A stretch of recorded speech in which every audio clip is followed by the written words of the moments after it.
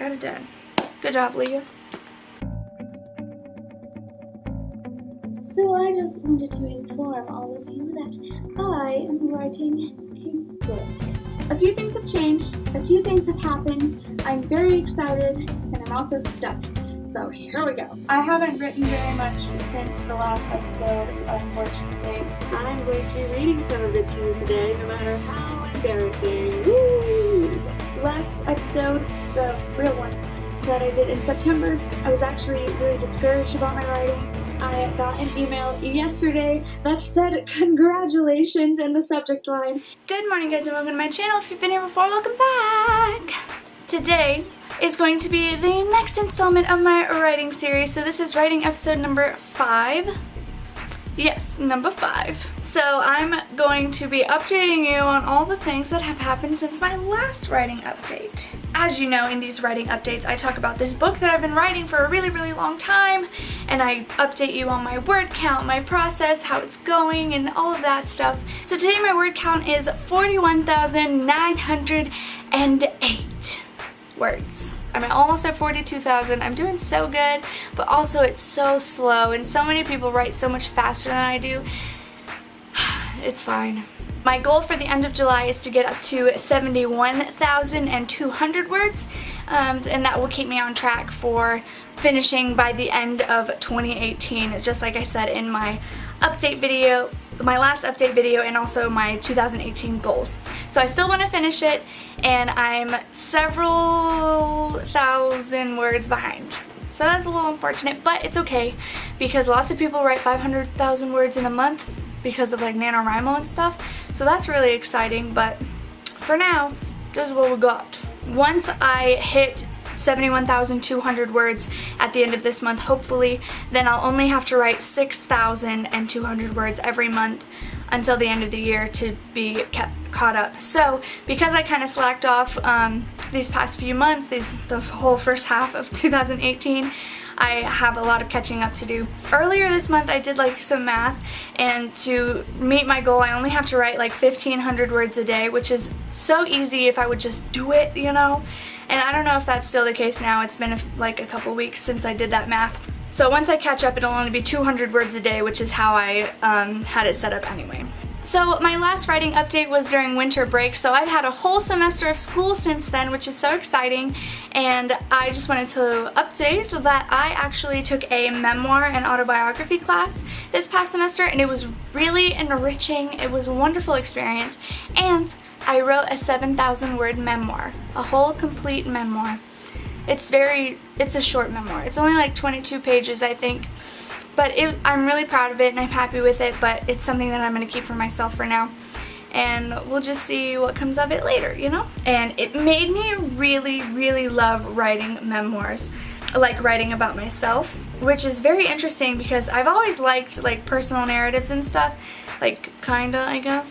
So this newfound love of writing memoirs is just pretty exciting because now it's a more narrow topic than like an autobiography. So maybe I'll just keep trying to do that. And it also made me like get to know myself a little more, if you know what I mean. So that was good. Since I love talking about myself is basically what I said, I figured this would be a good time to let you know that I have a blog, if you didn't know. It's called Not Leia, It's Leah, and the URL is notleiaitsleah.wordpress.com, and it's always linked below, so you can always find it. But basically, that's where you can keep up with everything that is going on up here in my brain. For example, this past Monday, a blog post went up about like my aspirations in life and like how I want to live my life, because I'm doing this Dream Life series on Facebook, and it's so fun. And I just finished doing it through Lavender, and I'm basically condensing it into a more of a like Facebook setting and putting it out for all the people who follow me on Facebook to follow. But this previous blog post was about that dream life, and I refer, you know. So basically what I'm saying is follow my blog and follow me on Facebook. And while you're at it, go ahead and follow me on Instagram. I don't mind. Okay, so now we're gonna finally talk about the struggles that I've been having these past few weeks and months. I've been trying very hard to catch up. I've been writing a lot. Unfortunately, still not every day, even though I'm really trying. But I'm writing a lot more often than I have been in these past months. But there are a couple things that I want to talk about that are left in this. So I outline loosely. So basically my novel is broken up into 3 parts, and I outlined the first part.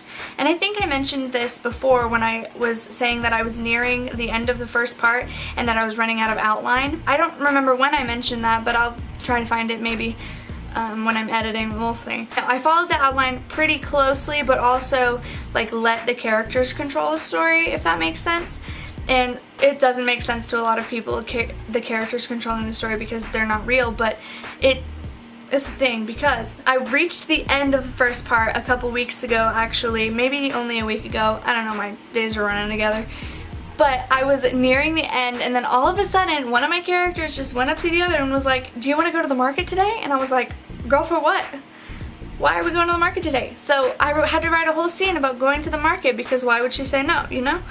And I was just like, well, why did I do this? And it ended up working out pretty well, because I got to integrate some very important lines for the readers to know and also for my main character to know. So I guess it worked out in the end, but it was just really frustrating. Just all of a sudden, "Oh, you want to go to the market? I freaking guess." Speaking of things like that, I recently, if you remember in my last writing update, I said I was writing a whole history of the world. I did most of that. I actually kind of stopped doing that once I finished like the general history, and I didn't go more in depth on what I wanted to do, but that's okay. So with the whole history thing, I've started noticing that I have some plot holes, which are totally okay to have the first draft, because the first draft is just like telling yourself the story, you know, just get it all out there so that you can fix it and put it together later. But it's just like, so basically what I'm doing as I'm writing is, if I find a plot hole, I put a little line in there, I'm filling it up. I'm filling a plot hole a little bit, but it's more like filling a pothole with gravel. You're not really fixing the problem, but it's kind of smoothed for now, but it'll be a problem later if you don't get on it, you know? I'm filling all these potholes with gravel type of lines that kind of connect it, so that later I can go back and weave it in and make it better. I hope, because I'm always thinking about my future self, trying to make her life easier, but also at the same time, I just need to get it out, because this is taking way too long, you know? Way too long. And it's so hard keeping up motivation to write what I'm writing right now, because I know that what I'm writing is not very good. Like, I know that the scenes are not well developed, I know that my characters aren't completely well developed. I'm just throwing in new characters all willy-nilly, and I don't even know if I'm gonna come back to them, and if I don't come back to them, then why are they in there, you know what I mean? So like, it's just, I know that it's not good, and that's making me want to go back and fix it now. But like I said, I just need to get it all out there and get it onto the screen so that I can fix it later, you know? And it's just hard. It's so hard. If you're in the same boat, let me know down below and give me some advice. My advice is just ignore it and get past it. Fill those plot holes with gravel and just move on and hope for the best later. I mentioned last time that I was gathering some inspiration from the books that I was reading, which is why we read books as writers, is to gather inspiration. So at the time, I gathered some inspiration for the more political aspects from A Court of Thorns and Roses, like that trilogy. Recently, I was reading the Poison Study series. I'm still reading it now. I actually just started Stormglass, I think that's what it's called. So I was reading those, and I got a lot of inspiration about the magic system. It was so simple, and the way that it was explained was just so well done. And it made me, like, reading makes me want to write. So I don't know why I don't read more, you know? And I do read a lot, but like reading good fantasy books makes me want to write my fantasy novel. Reading good contemporary books makes me want to write a contemporary novel. You know, so read books and get stuff done, you feel?